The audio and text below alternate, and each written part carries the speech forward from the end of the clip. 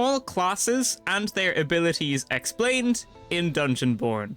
Starting off with the fighter's first Q ability, Whirlwind, you spin around in a circle lots and lots of times and deal damage to people around you.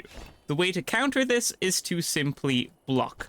Your first E ability is Charge. This quickly dashes forwards and closes a short distance between you and your opponents. Your other Q ability as a fighter is Battle Cry. This increases your attack damage and your physical resistance by 30%, and also gives you 30% lifesteal for 5 seconds after activated. Your other E ability, Inspire, raises your movement speed by 150 for 3 seconds, allowing you to catch up to people you normally wouldn't be able to. In general, the fighter is the versatile tank with a high health pool and a slow base movement speed.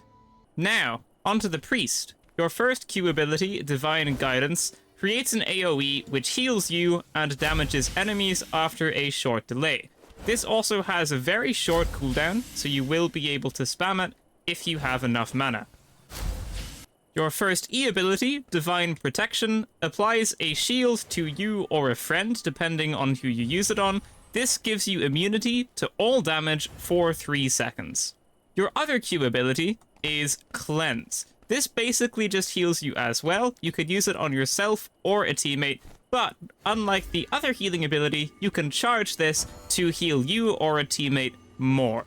Your other E ability is called Guard. This gives you a very small shield that lasts for 10 seconds that will block some incoming damage.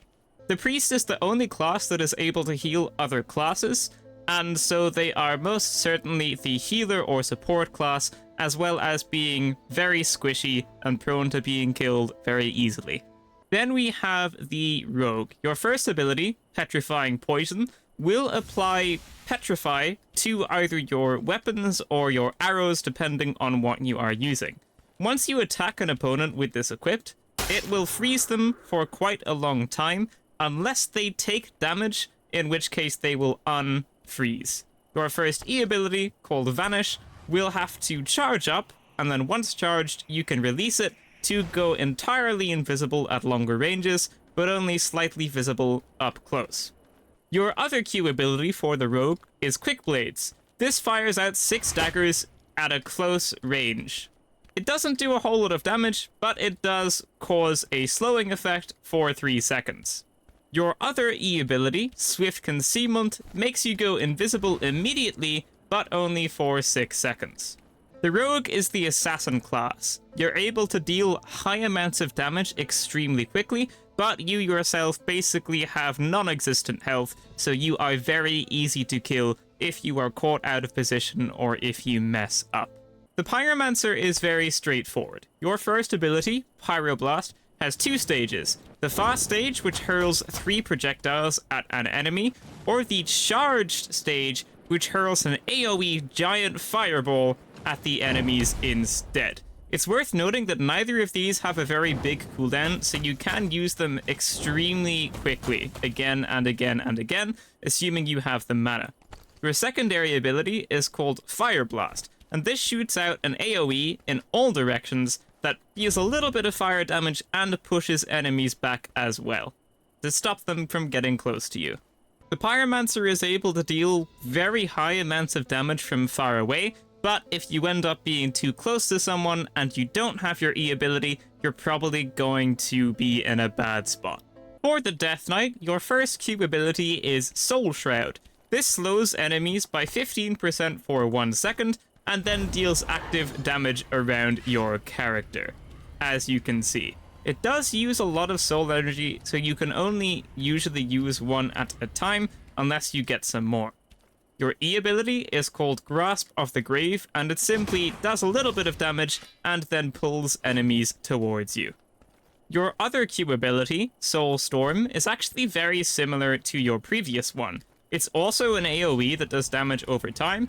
However, with this one, you can turn it on or off at any stage, assuming you have enough soul energy. So while it does less damage, you're probably going to be able to use it more frequently and in more situations. The Death Knight is pretty tanky with a slow base movement speed but lots of health, and you do have lots of AoE options. You can also pull in casters from afar and try to get them in up close and personal to finish them off with either your AoE or your sword. The Cryomancer's first Q ability is called Ice Storm. This does a 40% slow to enemies that are inside it, and also it does damage over time. In its first phase, I am able to move the Ice Storm around.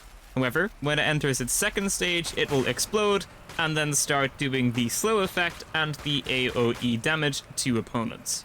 Your first E ability is Frost Barrier. You basically just encase yourself in a giant ice block, and when you are in this, you can heal yourself. Your other Q ability is Frostbite Curse. Now this is an interesting one. You basically just damage the enemy over time, and while that damage is happening, you get lifesteal on yourself as well. Another interesting thing about this is that it doesn't use much soul energy, and its cooldown is really quick, so you can just keep putting this on different enemies. If there's like a full team of 3, you can probably land this on all 3 of them, and just keep doing damage over time. Your other ability is Ice Armor. This gives a shield to an ally for 5 seconds, and when they take damage from close range only, it slows the attacker by 60% for 2 seconds. You can also apply it to yourself if you press F while you're casting it.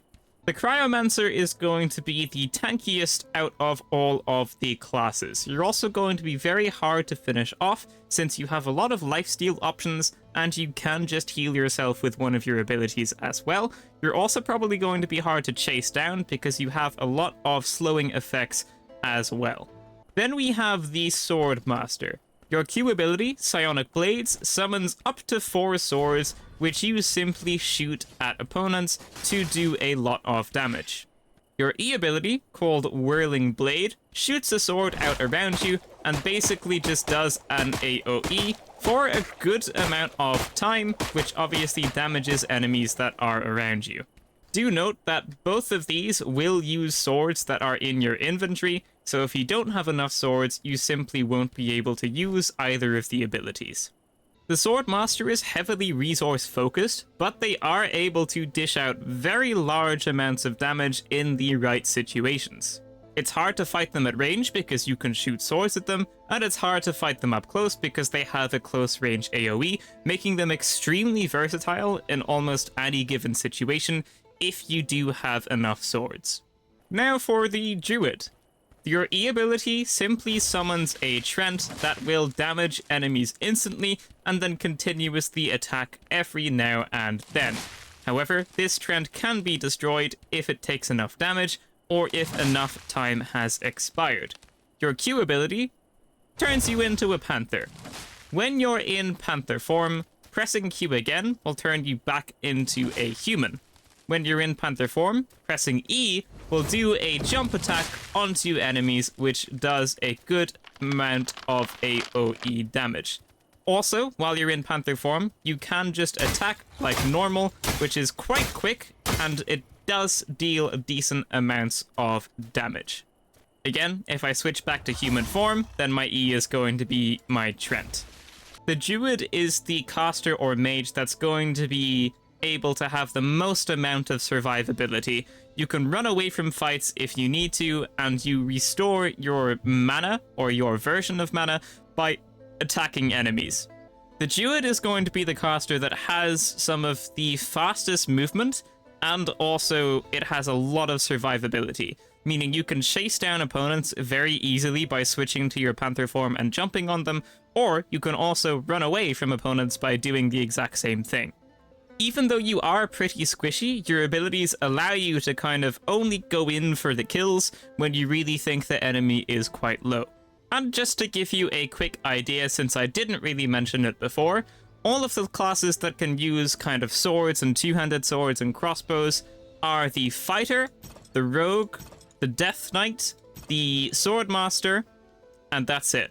And then all of the classes that can use staffs and orbs and maces and stuff like that is the Priest, the Pyromancer, the Cryomancer, and the Druid.